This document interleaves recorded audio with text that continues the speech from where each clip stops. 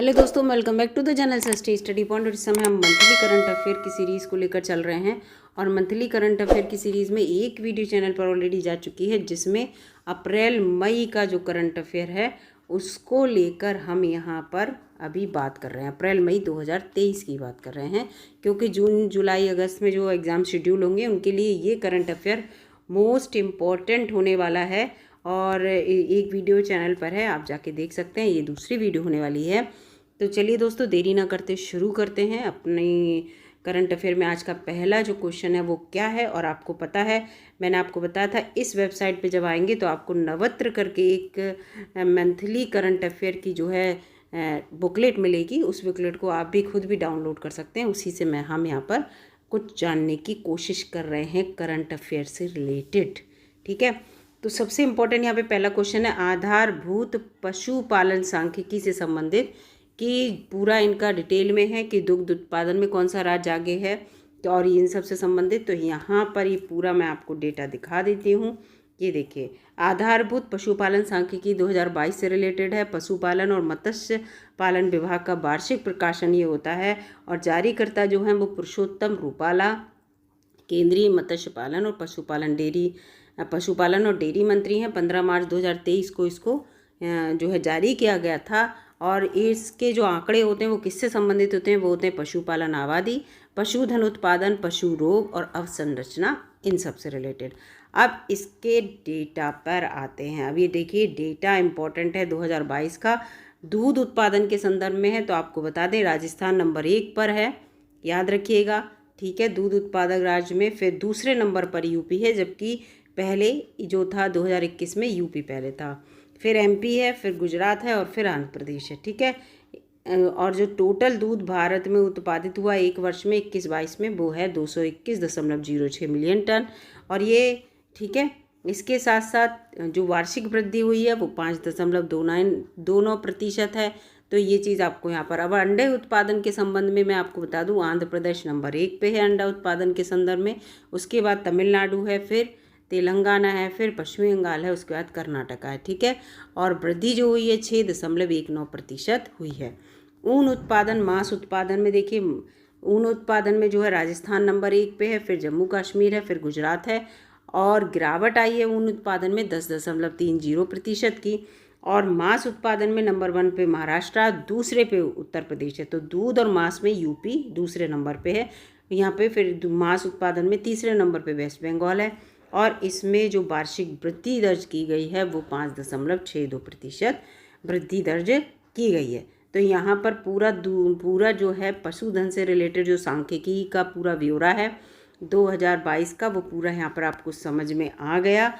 और इससे संबंधित अगर कोई क्वेश्चन आएगा तो आपका गलत नहीं होगा। ठीक है, यहाँ पर एक बात और लिखिए, 2020-21 के दौरान कृषि क्षेत्र में स्थिर कीमतों पर पशुधन का हिस्सा 30.13% और कुल जीबीए 4.9% रहा।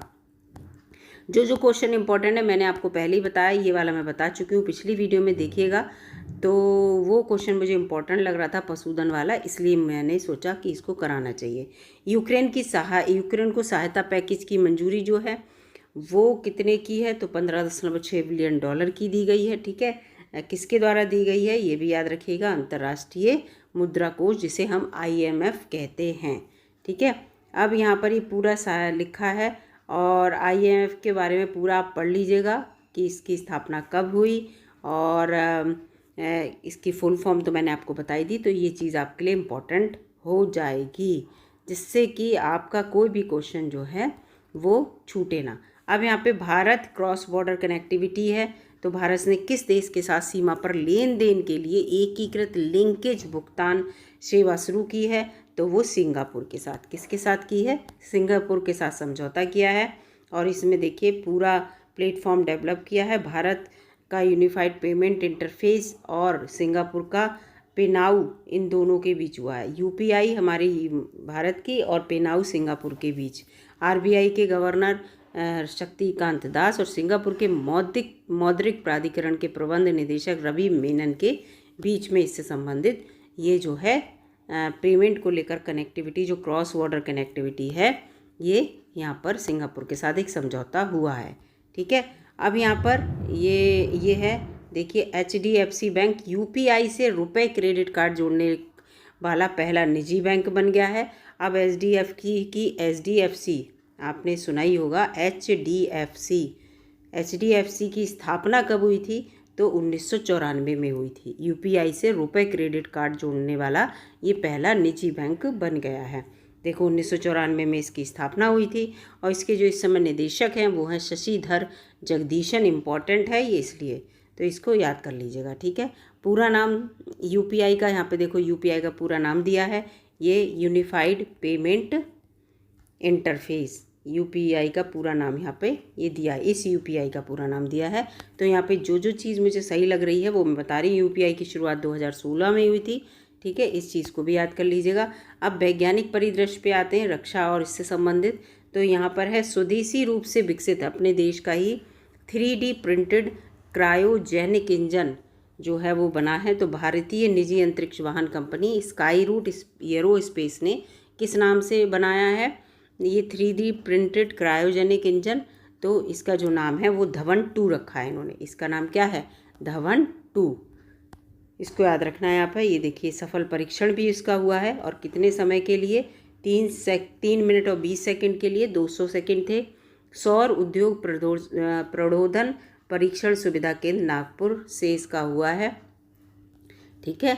तो ये सब यहाँ पर दिया, इसका नाम इन्होंने धवन 2 रखा है, ठीक है। इस चीज़ का ये उन्नत संस्करण है, ये पूरा इसका लिखा है, सफल परीक्षण किया गया, ठीक है। और इंजन की श्रृंखला का नाम भारतीय वैज्ञानिक सतीश धवन के सम्मान में रखा गया, इसीलिए धवन 2 नाम रखा गया है।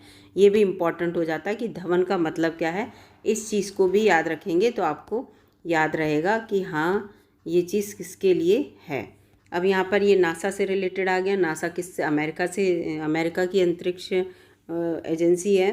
तो नासा के इंजन्यूटी हेलीकॉप्टर का विश्व रिकॉर्ड बना है। क्या विश्व रिकॉर्ड बना है? तो अप्रैल 2023 में नासा की सौर ऊर्जा से संचालित है ये इंजन्यूटी। और हेलीकॉप्टर ने किस ग्रह पर उच्चतम गति और उच्चतम ऊंचाई तक उड़ान भरने का विश्व रिकॉर्ड बनाया? यानी कि बहुत तेज़ गति से और बहुत तेज़ ऊपर तक गया। इनका ये सौर ऊर्जा से संचालित ये जो उनका इंजन्यूटी हेलीकॉप्टर है, इसने रिकॉर्ड बनाया। इसका नाम इन्होंने रखा है, क्या रखा है? और कौन से, नहीं नाम तो इसका यही है इंजन्यूटी। कौन से ग्रह पर गया, किस ग्रह पे गया ये पूछ रहे हैं ये। तो ये कहाँ पे गया था? मंगल ग्रह पर। कहाँ गया? मंगल ग्रह पर। मंगल ग्रह पर ये रिकॉर्ड इसने बनाया है, इस चीज़ को याद रखिएगा। ये पूरा है। अप्रैल 2023 में नासा, देखो USA का मैंने बताया था कि इंजन्यूटी हेलीकॉप्टर ने मंगल ग्रह पर अपनी 49th उड़ान भरी है। इंजन्यूटी हेलीकॉप्टर ने मंगल ग्रह पर अपनी 49th उड़ान के दौरान 16 मीटर की ऊंचाई तक 23.4 किलोमीटर प्रति घंटे की गति से उड़ान भरी। इस हेलीकॉप्टर ने 282 मीटर की दूरी 142.7 सेकंड की अवधि में पूरी कर ली। इंजन्यूटी हेलीकॉप्टर ने इससे पहले 14 मीटर की ऊंचाई 19.8 किलोमीटर प्रति घंटा की गति से तय करी थी, ठीक है। तो ये इसलिए इम्पॉर्टेंट हो जाता है। जो जो क्वेश्चन इम्पॉर्टेंट होगा वो मैं आपको बताती रहूँगी। और ये देखिए पूरा लिखा है इंजन्यूटी क्या है। तो ये सौर ऊर्जा से संचालित एक हेलीकॉप्टर है और पहली बार 18 फरवरी 2021 को मंगल ग्रह की सतह पर इसे लैंड किया गया था। 19 अप्रैल 2021 को 39.1 सेकेंड के लिए इसने अपना पहला उड़ान भरा था, ठीक है। पूरा इसके बारे में है। अब यहाँ पर जो भी क्वेश्चन इंपॉर्टेंट होगा वो मैं आपको बताती रहूँगी, जिससे कि देखो एक ये सारे सैन्य अभ्यास ज़रूर याद कर लीजिएगा। बाली कातन सैन्य अभ्यास 2023 किस किस के बीच हुआ है? तो ये जो सैन्य अभ्यास है इसका उत्तर देखो बी बता रहे हैं। बी में क्या है? केवल 2 सही है यहाँ पर। यानी कि इसका आयोजन जो है अप्रैल 2023 में दक्षिण चीन सागर में किया गया। दक्षिण चीन सागर, चीन ये हो गया इसका सागर और नीचे दक्षिण की तरफ किया गया, इसको याद रखिएगा। और ये किस किस के बीच हुआ? ये देखिए अमेरिका फ़िलिस्तीन के बीच, अमेरिका और फ़िलिस्तीन के बीच हुआ है ये दक्षिण चीन सागर में। ये अभ्यास पहली बार 1991 में हुआ था, ठीक है। फिर आ गया अभ्यास ओरियन। ओरियन किस किस के बीच हुआ है?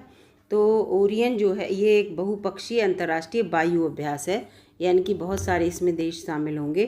तो इसमें देखो कौन कौन से ये लिखा है पूरा। भारतीय वायु, ये इस अभ्यास में भारतीय वायुसेना तथा फ्रांस की French air and space forces के अलावा Germany, Greece, Italy, Netherland, Britain, Spain, America की वायुसेनाओं ने भी भाग लिया। ठीक है, कहाँ पे ये हुआ? तो फ्रांस के मॉन्ट डे मार्सन में French air and space force के वायुसेना बस स्टेशन पर 17 अप्रैल से 5 मई 2023 के बीच। ठीक है, इस चीज़ को याद रखना। इसमें भारतीय वायुसेना भी है, इसलिए अभ्यास ओरियन जो है वो इम्पॉर्टेंट हो जाता है। फिर 10 परमाणु रिएक्टरों की स्थापना को मंजूरी दे दी गई है। ठीक है, तो ये इसकी स्थापना 5 राज्यों में की जाएगी और मंजूरी मिल गई केंद्र सरकार के द्वारा और परमाणु रिएक्टरों की। ठीक है, ये याद रखना। और ये देखिए पूरा यहाँ पे लिखा है कि 5 अप्रैल 2023 को केंद्र सरकार ने 10 और परमाणु रिएक्टरों को स्थापित करने की मंजूरी दी। इन 10 परमाणु रिएक्टरों में से सर्वाधिक 4 परमाणु रिएक्टर किस परमाणु ऊर्जा संयंत्र में स्थापित किए जाएंगे? तो लिखा है माही बांसवाड़ा में किए जाएंगे। कहाँ किए जाएंगे? माही बांसवाड़ा में। इस चीज़ को यहाँ पे याद रखना। और वैश्विक स्तर पर परमाणु ऊर्जा संयंत्र से विद्युत उत्पादन करने वाले शीर्ष जो 5 देश हैं वो आपको यहाँ पे दिख रहे हैं। अमेरिका है, जापान है, रूस है, चीन है, फ्रांस है। तो ये 5 जो है वो शीर्ष है, विद्युत उत्पादन करते हैं परमाणु ऊर्जा संयंत्र से। ठीक है, और ये पूरा यहाँ पे लिखा हुआ है ये। और इसके बाद ठीक है, ये क्वेश्चन भी पढ़ लेते हैं। ऑफिक 13 क्या है? तो ऑफिक 13 जो है वो एक जासूसी उपग्रह है। इसको किस देश ने लॉन्च किया? तो इजराइल का है। ये इसको बस इतना याद कर लीजिए, इजराइल का है ये जासूसी उपग्रह। ठीक है, ये इंपॉर्टेंट, बहुत इंपॉर्टेंट क्वेश्चन है, इसको पढ़िएगा। इसके बाद एक और क्वेश्चन है, विश्व की पहली तरल हाइड्रोजन संचालित नौका जिसका नाम फेरी है, याद रखिएगा। तो ये तरल किससे? हाइड्रोजन से संचालित होने वाली ये नौका है। देखिए यहाँ पे इमेज आपको दिख रही होगी। लिक्विड हाइड्रोजन से, हाइड्रोजन को वैसे भी ईंधन के रूप में उपयोग करने की बात की जा रही है। तो ये लिखा है नॉर्वेजियन कंपनी नॉरलैंड द्वारा शुरू की गई विश्व की पहली तरल हाइड्रोजन संचालित नौका जिसका नाम फेरी का क्या नाम है? अच्छा, फेरी इसका नाम यहाँ पे फेरी बोला गया है, इसका नाम दूसरा है। तो यहाँ पर इसका नाम जो है वो MF हाइड्रा है, MF हाइड्रा। ठीक है, फेरी इसको शॉर्ट में बोलते होंगे, लेकिन इसका ओरिजिनल नाम जो है वो MF हाइड्रा है। इसको याद रखिएगा। ये पूरा लिखा है नौका, यानी कि फेरी, नौका को ही फेरी कहते हैं जो फेरी लगाती है ऐसे करके। तो MF हाइड्रा है। और ईंधन के रूप में बैटरियां और तरल हाइड्रोजन दोनों इसमें यूज़ हुआ है। और ये आपको यहाँ पे पूरा समझ में आ रहा है। तो ये जो है इसकी शुरुआत नॉर्वे की बात हो रही है, नॉर्वे में की गई है। और इसमें हेज़ल में लैंड घाट पर प्रारंभिक परीक्षण के बाद 2 सप्ताह तक इसके समुद्री परीक्षण किया गया, इसको याद रखना। फिर ये देखो फेरी रोबोट आ गया।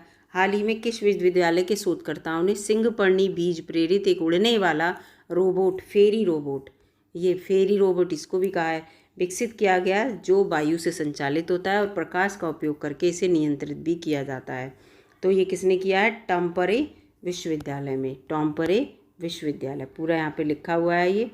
और ये पूरा यहाँ पर ये एक हल्का रोबोट है, हल्का तो होगा ही, है नहीं है? और ये पूरा लेज़र, बीज और प्रकाश स्रोत के द्वारा ये पूरा जो है नियंत्रित होता है। पूरा यहाँ पे इसके बारे में लिखा हुआ है। तो ये दोनों आप पढ़ लीजिएगा ढंग से। अगर आप सोच रहे हैं कि इसको, जिससे कि इससे संबंधित अगर क्वेश्चन आए तो आप इसको गलत ना करें बिल्कुल भी। ठीक है, फेरी वाला होता है, फेरी, ये वाला फेरी लिखा है। ठीक है, इस चीज़ को याद रखना। आगे बढ़ते हैं दोस्तों, आगे देखते हैं आगे कौन सा इम्पोर्टेंट है हमारे देश से संबंधित।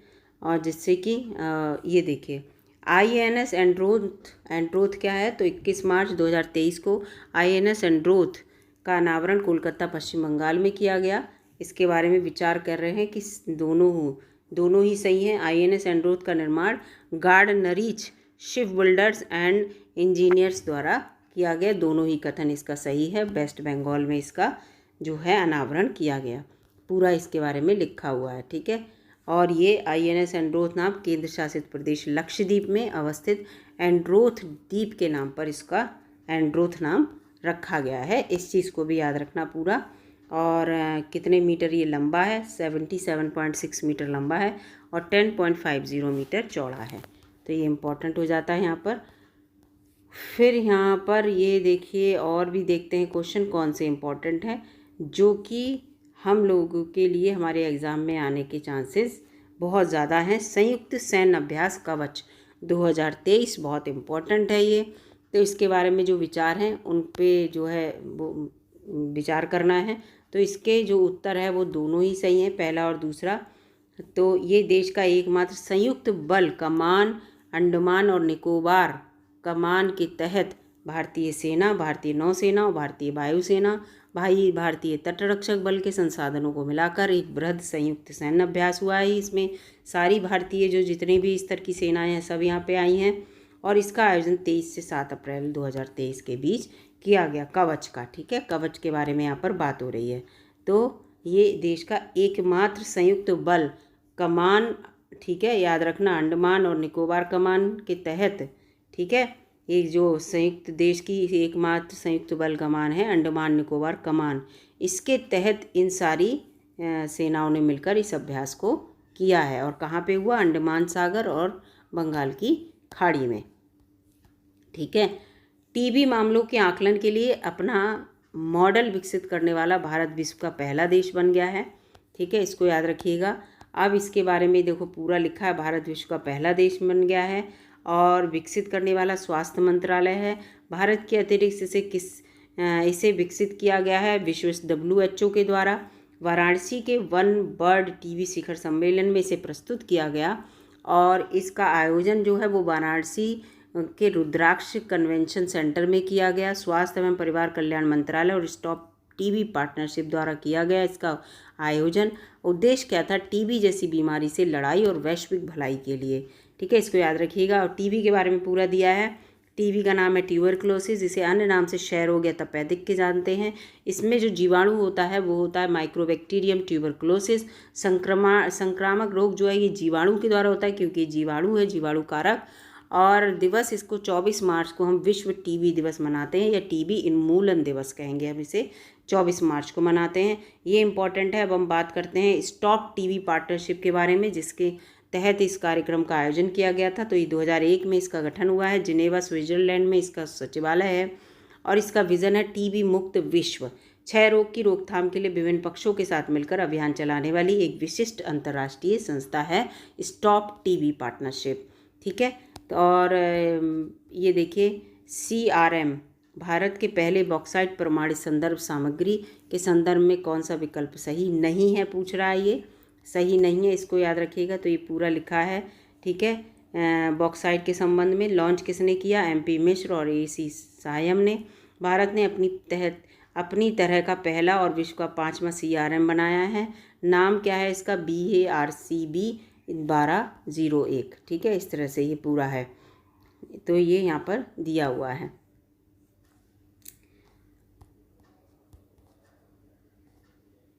और भी अभी इसमें बताती हूँ मैं, और भी क्वेश्चन इसमें कौन कौन से पूरे शामिल हैं। तो यहाँ पर अभी जो इम्पोर्टेंट क्वेश्चन होंगे वही हम लोग सॉल्व करने की कोशिश करेंगे, जिससे कि इसमें कोई भी ऐसा ना हो। ये है देश का पहला क्वांटम कंप्यूटिंग आधारित दूर संचार नेटवर्क लिंक जो है वो कहाँ प्रारंभ किया गया? वो नई दिल्ली में प्रारंभ किया गया।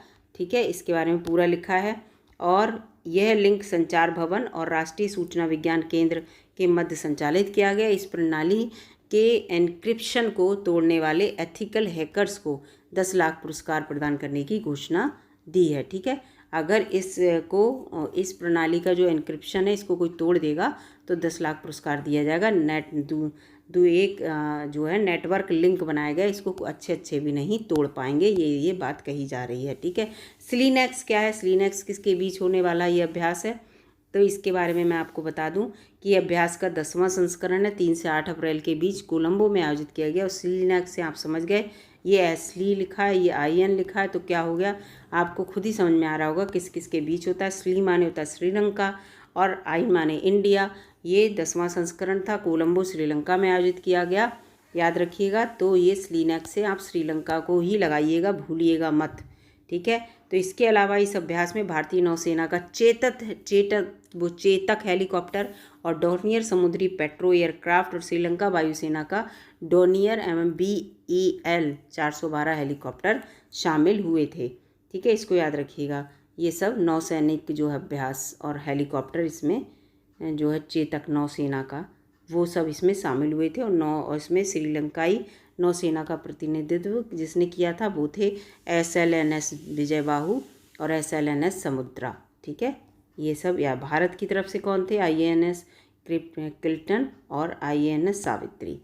तो ये चीज़ आपको, विश्व की पहली सैंड बैटरी, सैंड माने क्या होता है, रेत, तो पहली सैंड बैटरी की स्थापना किस देश द्वारा की गई है, तो फिनलैंड ने की है इसकी स्थापना। सैंड बैटरी, सैंड माने रेत, रेत वाली बैटरी, तो ये फिनलैंड के द्वारा।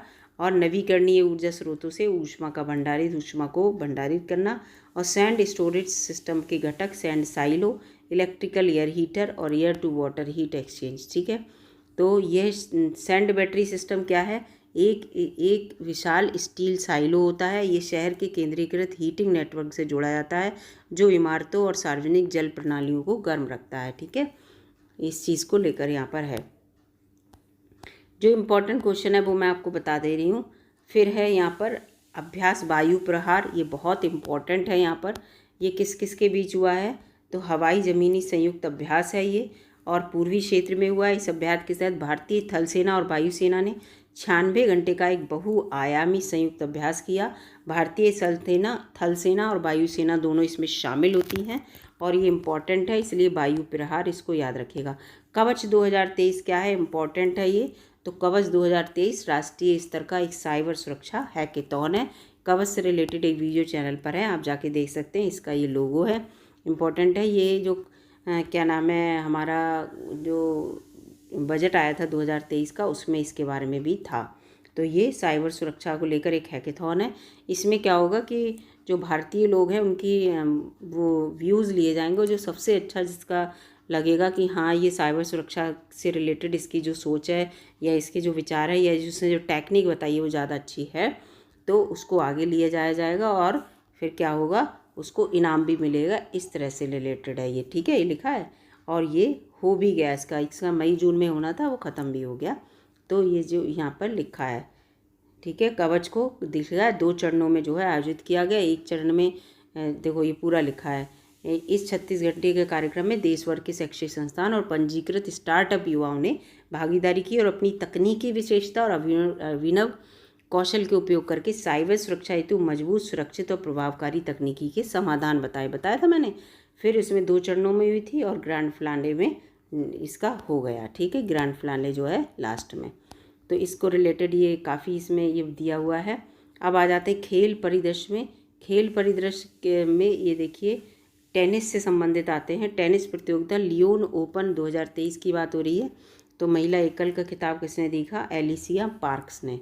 ठीक है, लियोन ओपन की बात हो रही है, इस चीज़ को याद रखना। अब यहाँ पर ये जो इम्पोर्टेंट होंगे वही मैं आपको बताऊंगी, नहीं तो इधर क्रिकेट से ये इम्पोर्टेंट है। ICC player of the month किसे चुना गया, तो साकिब अल हसन को चुना गया। ठीक है, और 12 अप्रैल 2023 को अंतर्राष्ट्रीय क्रिकेट परिषद ने मार्च के लिए चुना है। ठीक है, तो विजेताओं के नाम की घोषणा की है, मार्च महीने की बात है। ठीक है, और इसलिए अब यहाँ पर ये आ गया महिला प्रीमियर लीग की पहली हैट्रिक, यानी कि WPL। ठीक है, वुमेन प्रीमियर लीग, तो इसका जो है पहला संस्करण के लिए पहली हैट्रिक लगाने का रिकॉर्ड जो है किस गेंदबाज को है, तो इस्सी बोंग को। किसको है, इस्सी बोंग को। इसको याद रखना, ये पहला इसका हुआ था। और इस्सी बोंग मुंबई इंडियंस से रिलेटेड थी। आपको पता है इसमें क्या होता है, विश्व भर के खिलाड़ी जो हैं उन्हें ख़रीदा जाता है और बहुत सारी टीम बनाई जाती हैं, फिर उन टीम का आपस में जो है क्रिकेट मैच कराया जाता है। तो इस चीज़ को याद रखना। इन्होंने हैट्रिक लगाई थी किसके बारे में, ये गेंदबाज हैं, इन्होंने लगातार 3 बॉलों पर खिलाड़ी को आउट किया था, 3 खिलाड़ियों को। मुंबई इंडियन की तरफ से खेलते हुए 10 मैचों में 15 विकेट भी ये ले चुकी हैं। और अब तक इंग्लैंड की तरफ से, ये इंग्लैंड की खिलाड़ी हैं, और तरफ से 9 T20 और 3 वनडे अंतर्राष्ट्रीय मैच इन्होंने खेले हैं। अब यहाँ पे ICC player of the month फरवरी का यहाँ पे बताया जा रहा है। तो फरवरी में हैरी ब्रूक थे, इस चीज़ को याद रखना। और इसके बाद टाटा महिला ये इतना इम्पोर्टेंट नहीं है, जो खेल इम्पोर्टेंट होगा मैं आपको वही यहाँ पर बताऊँगी। ठीक है, जो इम्पोर्टेंट होगा। फीफा अंडर 20 विश्व कप 2023 इम्पोर्टेंट है। मेज़बान देश कौन है, अर्जेंटीना। और अब ये लिखा है पूरा 20 मई से 11 जून 2023 तक आयोजित होने वाली 23वीं फीफा अंडर-20 2023 की मेज़बानी अब इंडोनेशिया के स्थान पर कौन देश करेगा, ये इंपॉर्टेंट क्वेश्चन है। तो अब अर्जेंटीना करेगा। इसकी मेज़बानी कौन करेगा? अर्जेंटीना। इससे पूर्व इंडोनेशिया मेज़बान था, अब अर्जेंटीना करने वाला है। ठीक है। अंडर-20 विश्व कप 2023 का आयोजन 20 मई से 11 जून के बीच किया जाएगा और पहली बार होगा जब अर्जेंटीना 2001 के बाद इस टूर्नामेंट की मेज़बानी करेगा। ठीक है। तो ये सब इम्पोर्टेंट है यहाँ पर। जो इम्पोर्टेंट है मैं वही यहाँ पर बताऊँगी। वैसे तो यहाँ पे बहुत सारे दे रखे हैं। अगर आप बुक को डाउनलोड करके इतना पढ़ने के लिए कैपेबल हैं कि आप सारा ही पढ़ सकते हैं तो आप पढ़ लीजिए, लेकिन जो इम्पोर्टेंट होगा वो ये कि इम्पोर्टेंट है बहुत, इससे संबंधित वीडियो चैनल पर है तो मैं यहाँ पे ज़्यादा नहीं बताऊँगी। 13 मार्च 2023 को भारतीय मुक्केबाज महासंघ ने MC मैरी कॉम और इससे IBA महिला विश्व मुक्केबाजी चैंपियनशिप 2023 का ब्रांड एम्बेसडर नियुक्त किया है। तो फरहान अख्तर को। किसे?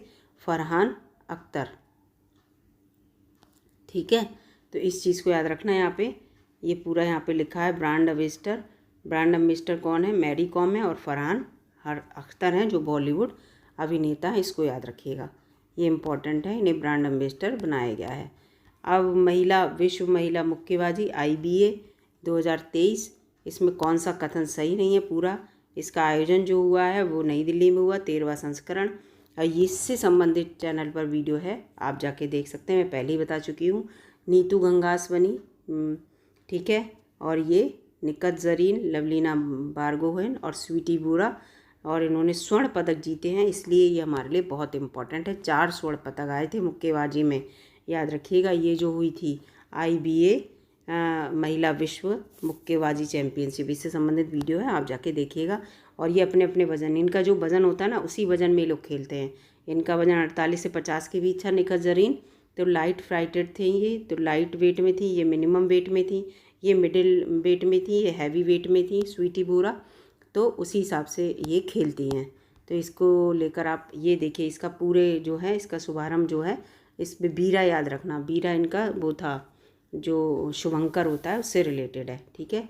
और चीन की वांग लीना को स्वीटी बुरा ने फाइनल में पराजित किया था, याद रखना। लवलीना ने ऑस्ट्रेलिया की कैटरीन पार्कर को पराजित किया। निकत ने लगातार 2 स्वर्ण जीतने वाली जो विश्व चैंपियनशिप में उन्होंने मैरी कॉम के बाद दूसरी मुक्केबाजी बन गई हैं कि लगातार 2 विश्व चैंपियनशिप हुई, उनमें 2 स्वर्ण जीते। जरीन अब तक 8 स्वर्ण पदक और 12 अंतर्राष्ट्रीय पदक जीत चुकी हैं। तो ये जो इम्पोर्टेंट है वो सब आपको मैं यहाँ पर बताती जा रही हूँ। एक भी क्वेश्चन ऐसा नहीं होगा जो इम्पोर्टेंट ना हो और मैं ना बताऊँ आपको। लेकिन मैं जो इसमें मुझे लग रहा है इतना इम्पोर्टेंट नहीं है, एग्ज़ाम में आने के चांसेस कम हैं, वो मैं नहीं बता रही हूँ क्योंकि बुक तो बहुत ही बड़ी है ना। तो ऐसे तो मैं अगर पूरी बुक को बताऊँगी तो ये काफ़ी टाइम में ख़त्म होगी। राष्ट्रीय आइस हॉकी चैंपियनशिप 2023 के बारे में बात करते हैं। तो इसका खिताब किसने जीता? तो ITBP ने। इसका क्वेश्चन मैं पहले भी बता चुकी हूँ। इसका आयोजन जो था वो लद्दाख में हुआ था। एक बार मेरी जो करंट अफेयर की वीडियो वो आप सारी देखिएगा, उसमें पूरा लिखा हुआ है आयोजन किसने किया। Ice hockey association of India. और विजेता भारत तिब्बत सीमा पुलिस लगातार तीसरी बार रही। उप विजेता लद्दाख स्काउट रही और जो मुकाबला था वो 1-0 से इन्होंने जीत लिया। तो ये सब है जो इम्पोर्टेंट न्यूज़ है वो सब, जिससे कि आपसे कोई भी इम्पोर्टेंट न्यूज़ जो है वो छूटने ना पाए, इसलिए मैं यहाँ पर आपको सब बताती हुई चल रही हूँ। ठीक है। अब यहाँ पर ये है कि पुरुष T20 में पहली महिला ऑन फील्ड अंपायर, ये इम्पोर्टेंट क्वेश्चन हो जाते हैं ऐसे। ऑन फील्ड अंपायर फीमेल को आगे लाए गए। ठीक है। तो इस चीज़ को लेकर अभी ये ऊपर वाला क्वेश्चन भी बताऊँगी। तो ये कौन बनी है? तो ये किम कॉटन बनी है। कौन बनी है? किम कॉटन। T20 मैच में फील्ड अंपायरिंग करने वाली पहली महिला बनी है। तो ये किम कॉटन बनी है और न्यूजीलैंड की हैं। 5 अप्रैल 2023 को ड्यूनेडिन में श्रीलंका और न्यूजीलैंड के बीच T20 मैच में थी ये। और 54 महिला T20 और 24 महिला ODI में फील्ड अंपायर और TV अंपायर के रूप में इन्होंने काम किया है। तो ये महिला के रूप में काम किया, लेकिन अभी पुरुषों के उसमें भी रहेंगी। चर्चित खेल में या IPL में सबसे तेज़ 100 विकेट लेने वाले भारतीय गेंदबाज कौन है? हर्षल पटेल हैं, याद रखिएगा। हर्षल पटेल बन गए हैं पूरे सबसे ज़्यादा 100 विकेट लेने वाले। ये लिखा है रॉयल चैलेंजर बेंगलुरु के हैं ये। ठीक है। और किसका 100वां विकेट लिया इन्होंने, मार्क वुड का, और रिकॉर्ड इन्होंने 79th पारी में बनाया। ठीक है, और यहाँ पर ये देखिए IPL में सबसे तेज़ 100 विकेट लेने वाले 5 भारतीय गेंदबाज कौन है। युजवेंद्र चहल ने 84वीं पारी में लिए थे, आशीष नेहरा ने 83वीं पारी में, अमित मिश्रा 83वीं पारी, भुवनेश्वर कुमार 81वीं पारी, हर्षल पटेल ने 79th पारी, इसलिए ये सबसे तेज़ हो गए हैं।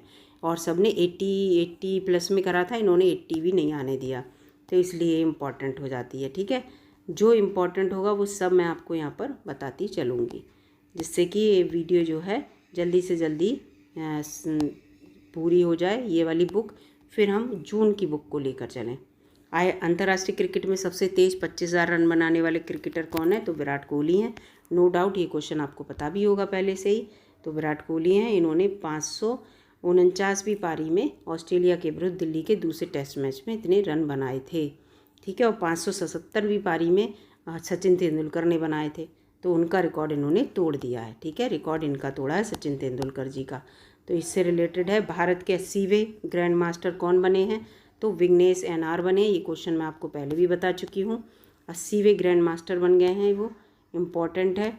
तो ये देखो विघ्नेश NR भारत के हैं। उपविजेता कौन थे, मार्कस लागर्स जर्मनी के, उनको हराया था। टेस्ट क्रिकेट में सबसे अधिक छक्के लगाने वाला बल्लेबाज कौन है, तो बेन स्टोक्स हैं। बेन स्टोक ऐसे स्टोक लगाते हैं। ठीक है, ये पूरा यहाँ पे लिखा हुआ है, बेन स्टोक इंग्लैंड के हैं। ठीक है, रिकॉर्ड किसका टूटा है, ब्रेडन मैकुलम न्यूजीलैंड के का। ठीक है, तो इस चीज़ से ये जो इम्पोर्टेंट है वो। अब यहाँ पर ये चर्चित व्यक्ति हैं, मैं अगली वीडियो में लेके आऊँगी। वीडियो ज़्यादा बड़ी ना हो, इसलिए मैं कोशिश कर रही हूँ कि छोटी छोटी वीडियो में इसको कंप्लीट किया जाए। और इसके लगभग 100 पेज रह गए हैं, तो 2 वीडियो और जहाँ तक है बनेंगी। वीडियो अगर अच्छी लगी हो दोस्तों लाइक कीजिएगा, चैनल पर नए हों तो सब्सक्राइब भी करके जाइएगा। धन्यवाद दोस्तों।